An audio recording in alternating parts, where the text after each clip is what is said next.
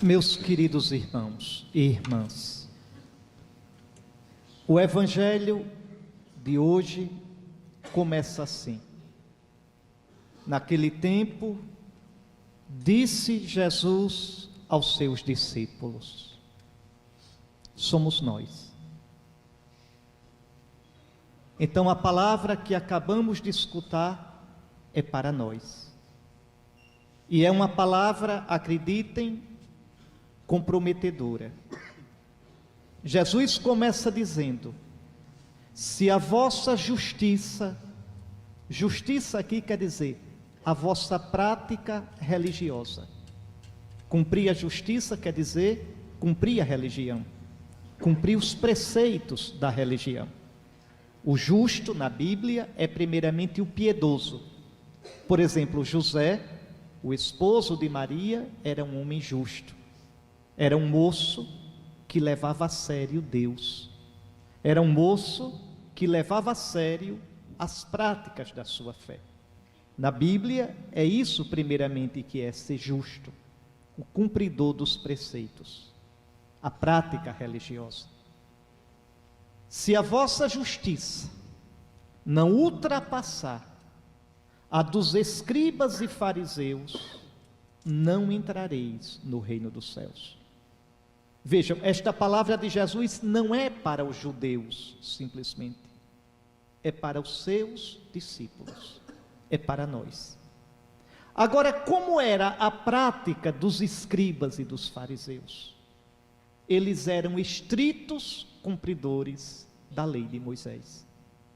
Os rabinos judaicos, os fariseus, vejam, conseguem identificar na lei de Deus 613 preceitos e procuram colocar em prática estes 613 preceitos, e com tanta seriedade e com tanto cuidado, que eles não só procuram praticar estes preceitos, mas até, em certo sentido, antecipar-se aos preceitos, para não haver o menor perigo de desrespeitar algum deles. Lhes dou um exemplo. A lei diz que não se deve castigar nenhum judeu com mais de 40 varadas, até 40, que é para não humilhar, para não deformar aquele que está apanhando.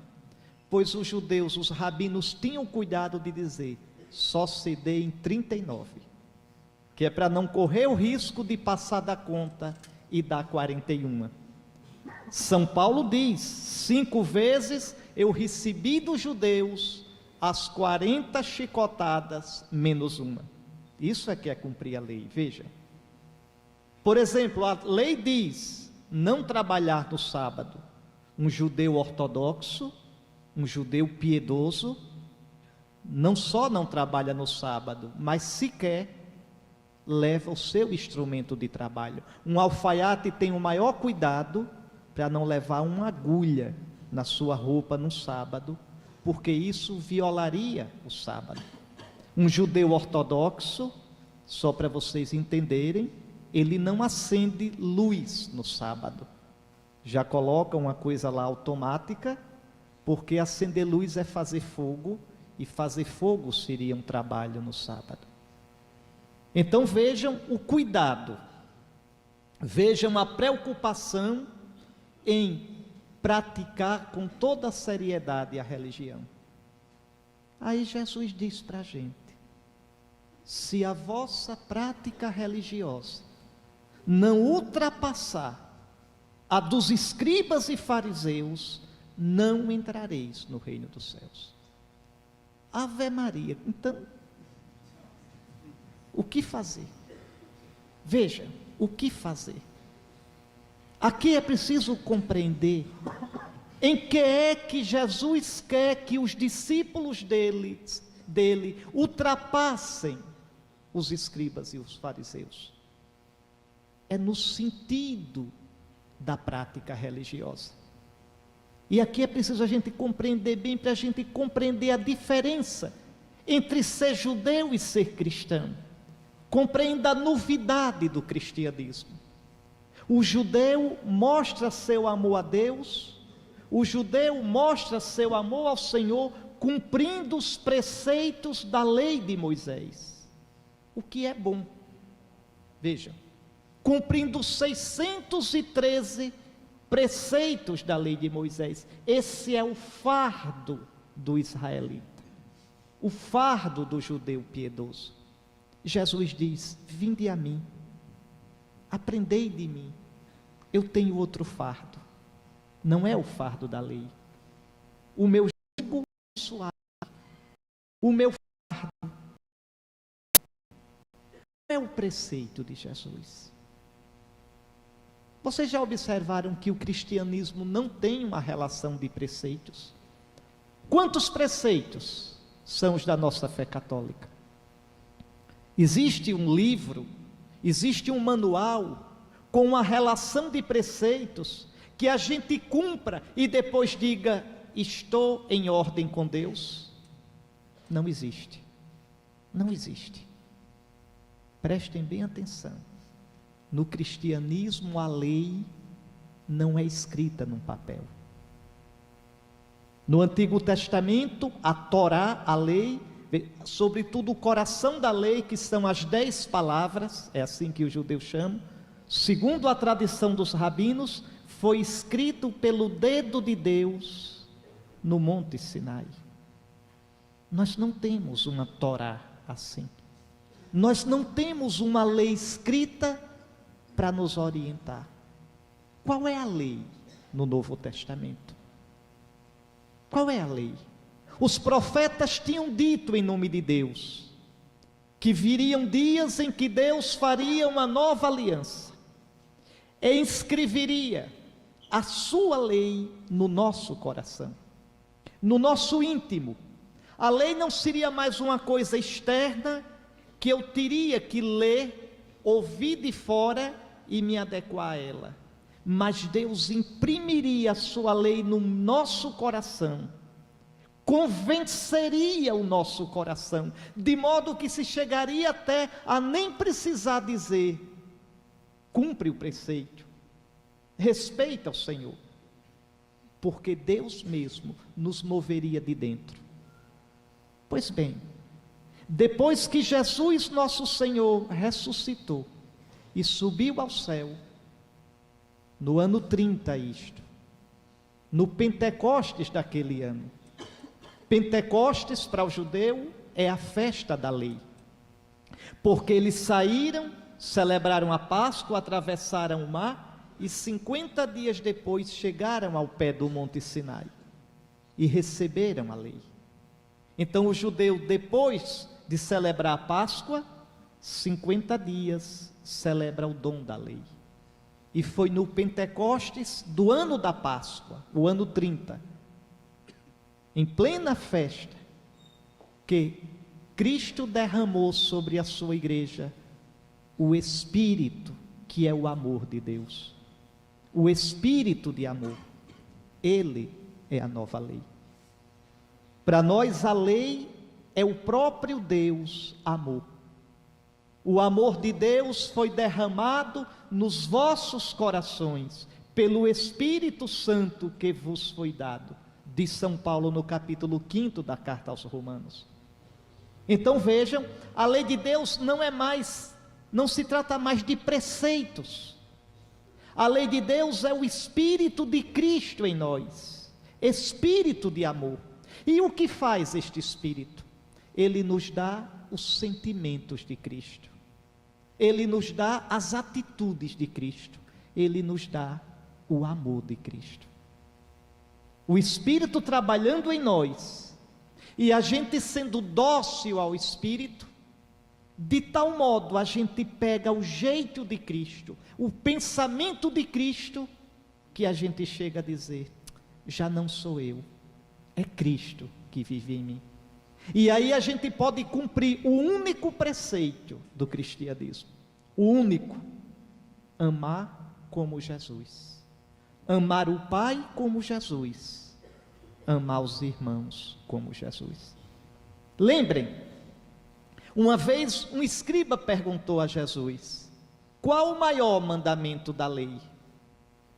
Jesus diz citando a lei: amar a Deus sobre todas as coisas, com todo o teu entendimento, com toda a tua força. Vejam, e depois diz, e há um segundo: amarás o teu próximo como a ti mesmo. Muito bem, isso serve para um judeu, para um cristão não serve. Não é este o preceito para o cristão, não é. O preceito do Senhor para nós não é amar o teu próximo como tu te amas. O preceito para nós, Jesus dá na última ceia, na noite em que ia ser entregue, depois de lavar nossos pés, antes de se entregar no pão e no vinho, ele diz: amai como eu vos amei. Veja, por isso é um novo mandamento. Amar o próximo como a si mesmo está lá na Torá, não é novo mandamento. Amar os outros como eu me amo, e isso já é dificílimo, já estava na lei de Moisés. Um judeu piedoso deve fazer isso. Mas tu, cristão, não te basta, não basta para Cristo que tu ames os outros como tu te amas. Para Cristo, que te amou primeiro, tu deves amar como Ele amou.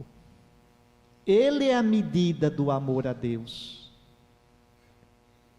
Ele é a medida do amor aos outros. E aqui a gente volta a dizer: mas é impossível. Não, não é impossível, porque o amor de Deus foi derramado no nosso coração.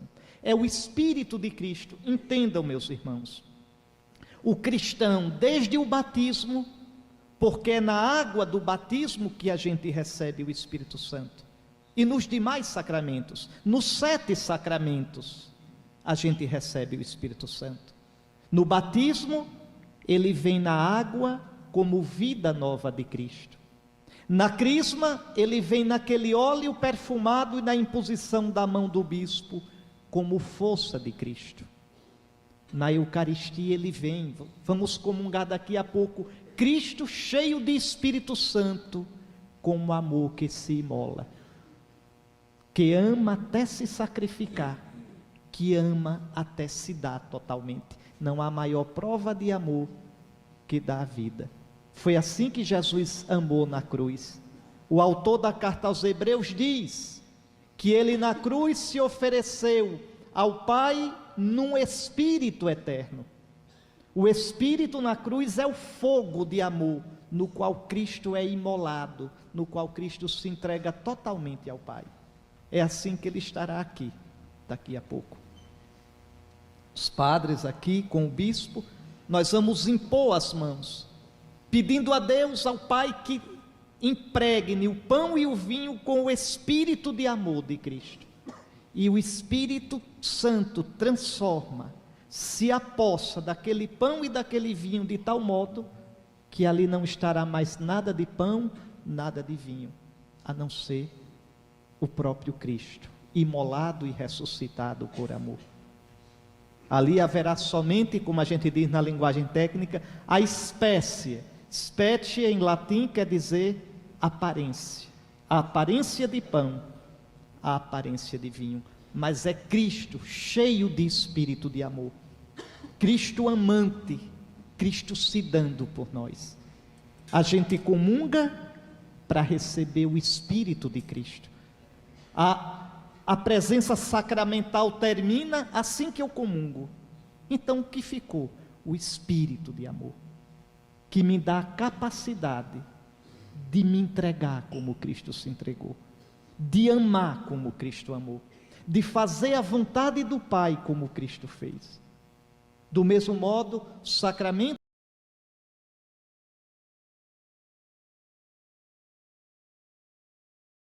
pecados.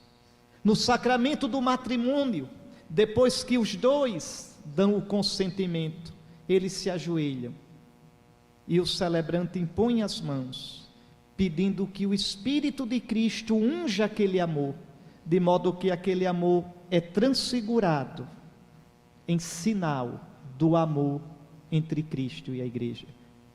O casal recebe o Espírito Santo como amor de aliança.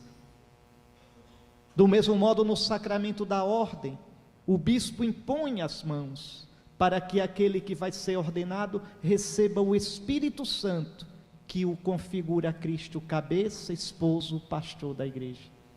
E na unção dos enfermos, ainda é a imposição das mãos, pedindo o Espírito Santo, e a unção, e aquele lá recebe o Espírito, que lhe dá a capacidade de completar na sua carne os padecimentos do Cristo Jesus, em benefício da igreja.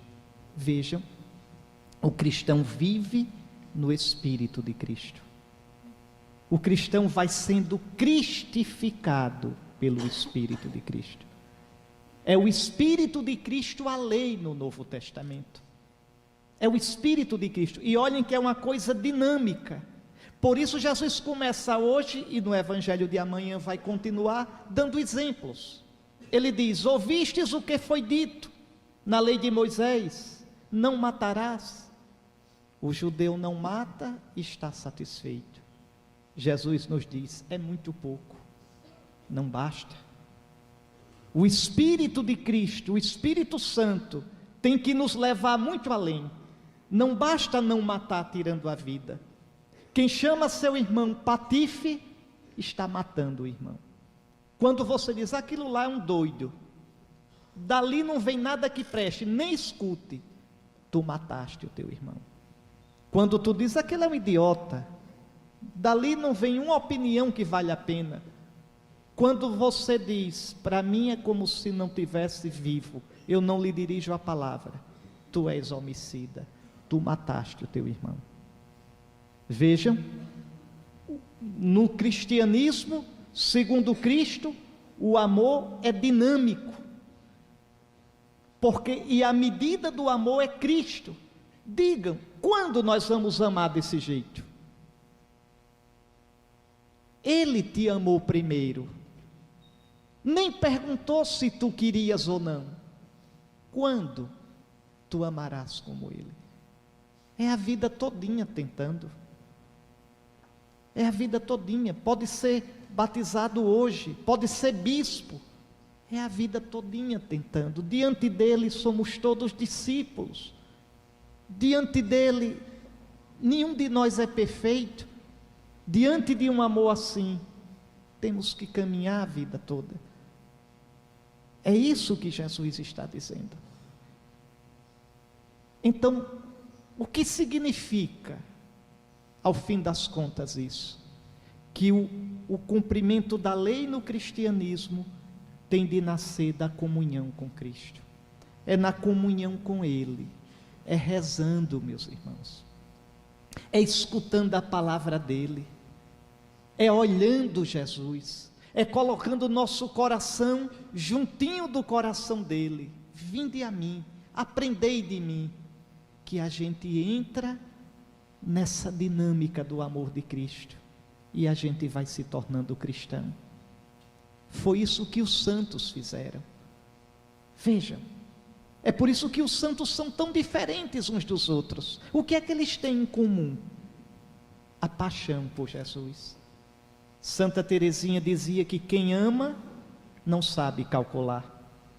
Dizer quem ama quer dizer quem é impulsionado pelo espírito de amor. No cristianismo, toda vez que vocês ouvirem falar em amor, pensem Espírito Santo. O amor em Deus não é uma coisa. Em nós o amor é um sentimento. Em Deus o amor é uma pessoa. É o Espírito Santo.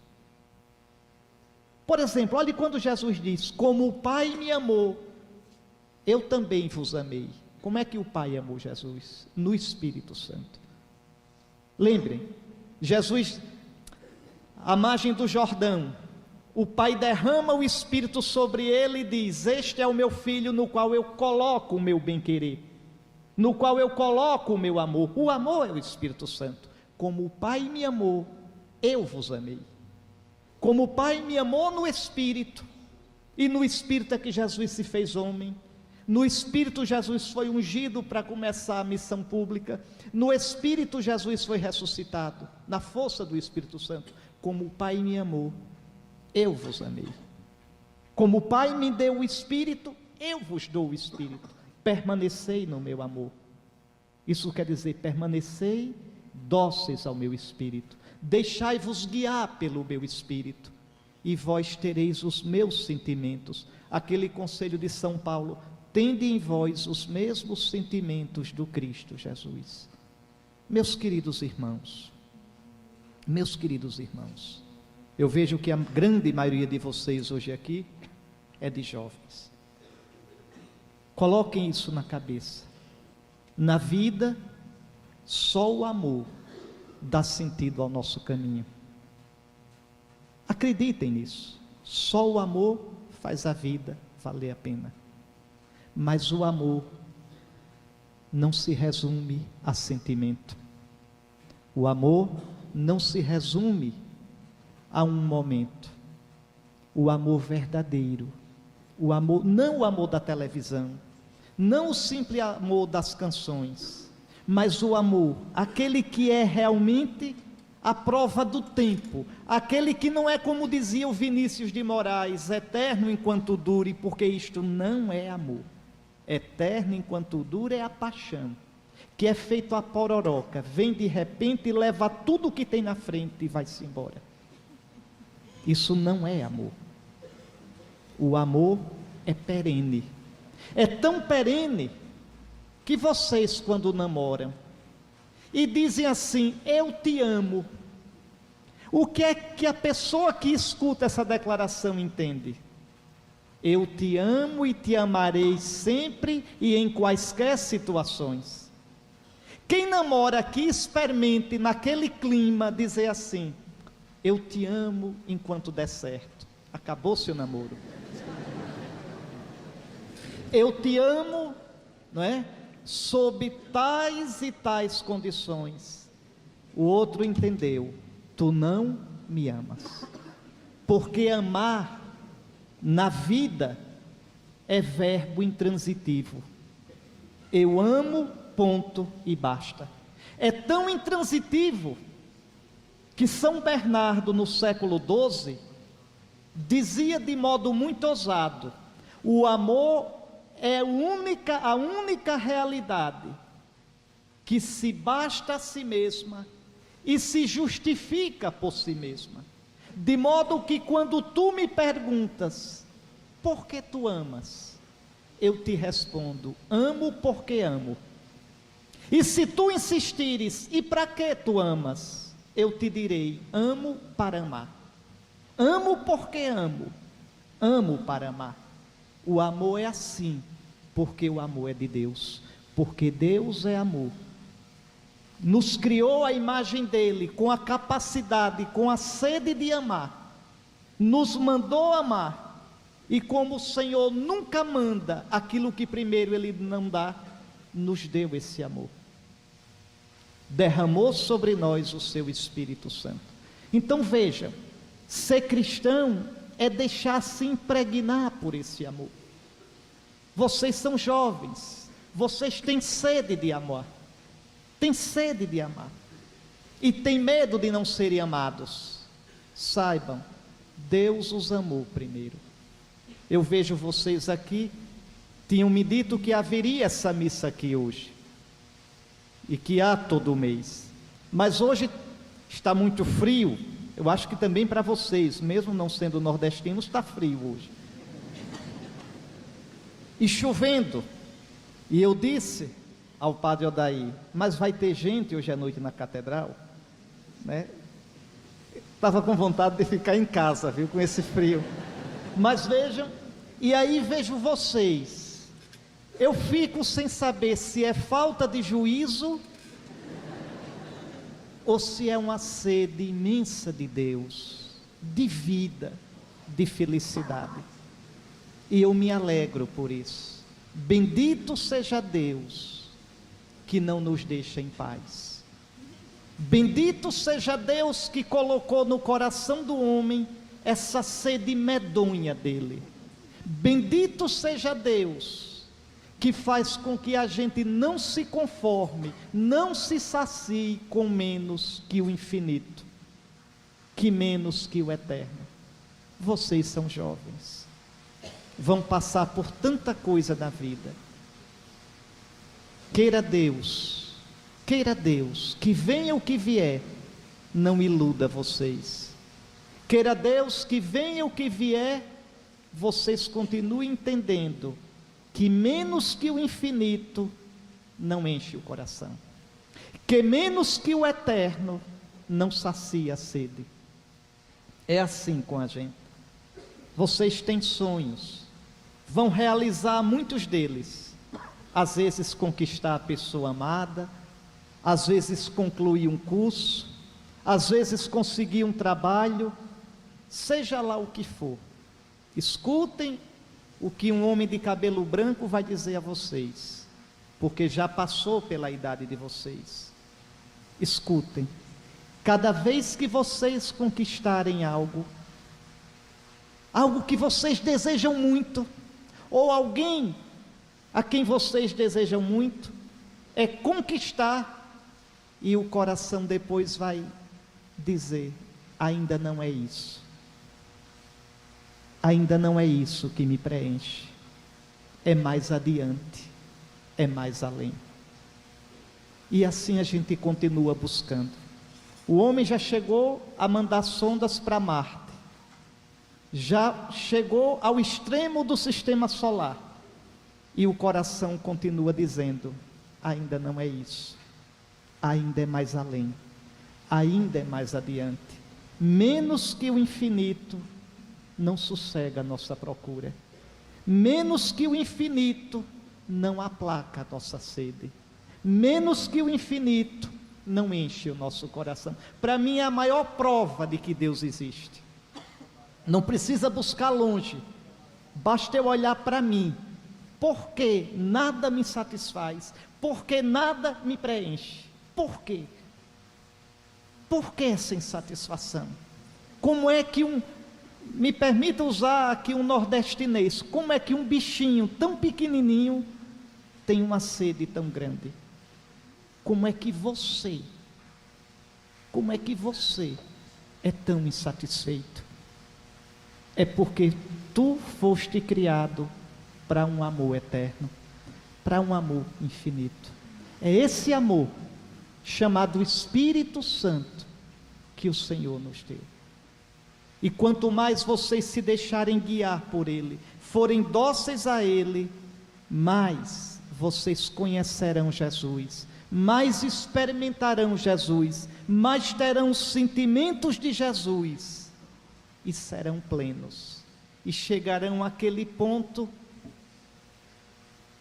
de uma embriaguez bendita, uma embriaguez que não precisa de vinho, uma onipotência que não precisa de poder, e uma vida que é plena, ainda que tudo venha a faltar para vocês, porque está aqui dentro, é o amor de Deus no nosso coração. Pois bem, tudo que eu peço a Nosso Senhor para vocês, como bispo, nesta noite, é isso: Senhor, não os deixe em paz. Senhor, incomoda-os.